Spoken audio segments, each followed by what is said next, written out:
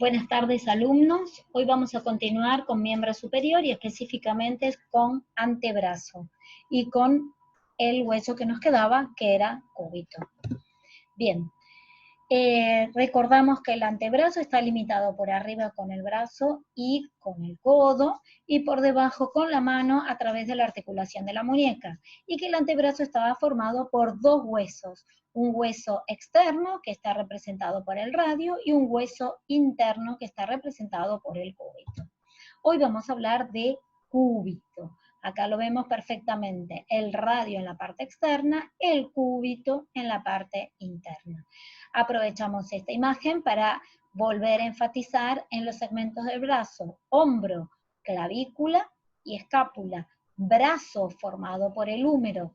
La articulación del brazo con el antebrazo se da a través de la articulación del codo. Acuérdense que en la articulación del codo vamos a tener dos superficies articulares por parte de la cavidad glenoidea del radio con el cóndilo pequeño del húmero y de la cavidad sigmoidea mayor del cúbito con la tróclea humeral.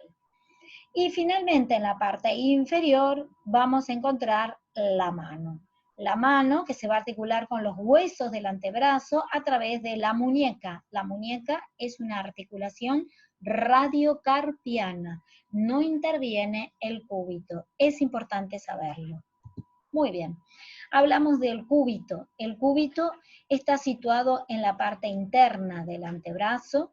Es un hueso largo, par, no simétrico, ligeramente inclinado de abajo hacia arriba y de afuera hacia adentro.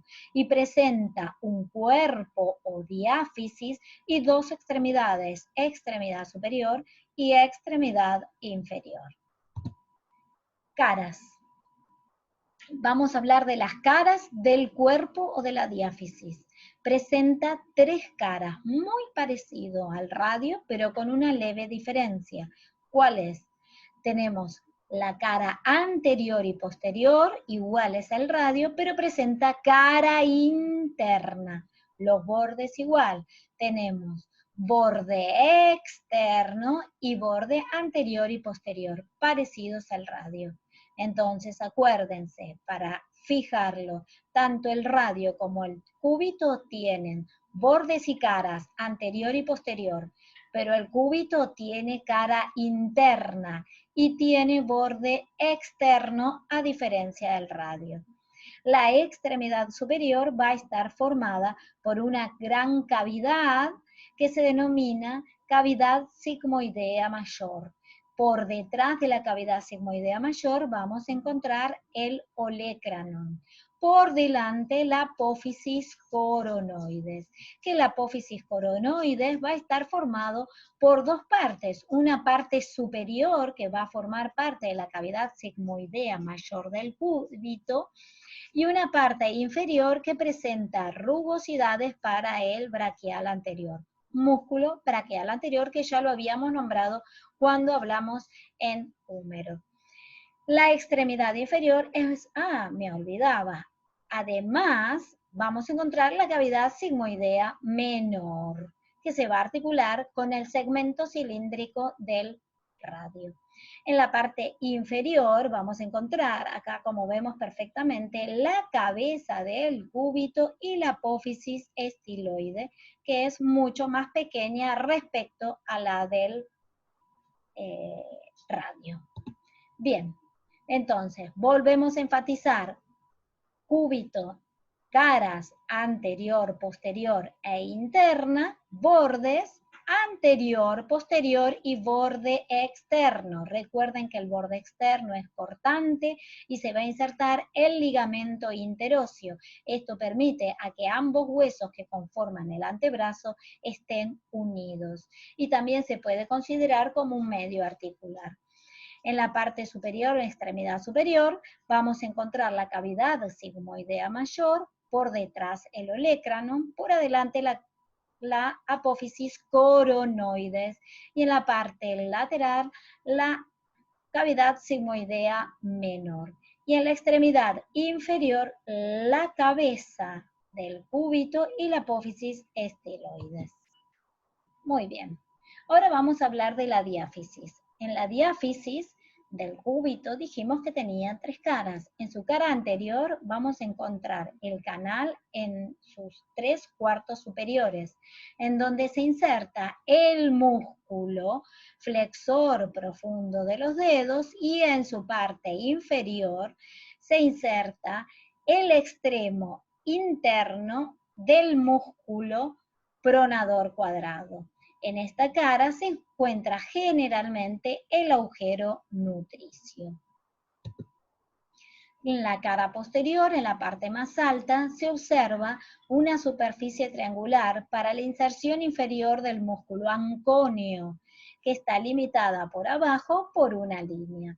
Por debajo de esta línea, la cara posterior se halla dividida por una cresta longitudinal en 2 partes, una parte interna cubierta por el músculo cubital posterior y una parte externa en la cual se insertan fascículos del supinador corto y más abajo los 4 músculos profundos del antebrazo, que ya lo vamos a ver en una diapositiva más adelante. Y finalmente la cara interna en su parte superior está cubierta por el flexor común de los dedos, mientras que la parte inferior está cubierta solo por la aponeurosis y la piel. Bien, perfecto. En los bordes vamos a encontrar, en el borde anterior se inserta por arriba el músculo flexor de los dedos y por abajo el pronador cuadrado, como es habitual siempre en la parte inferior. En el borde posterior nace arriba por 2 ramas divergentes que descienden del olecrano y que se ve perfectamente en el hueso.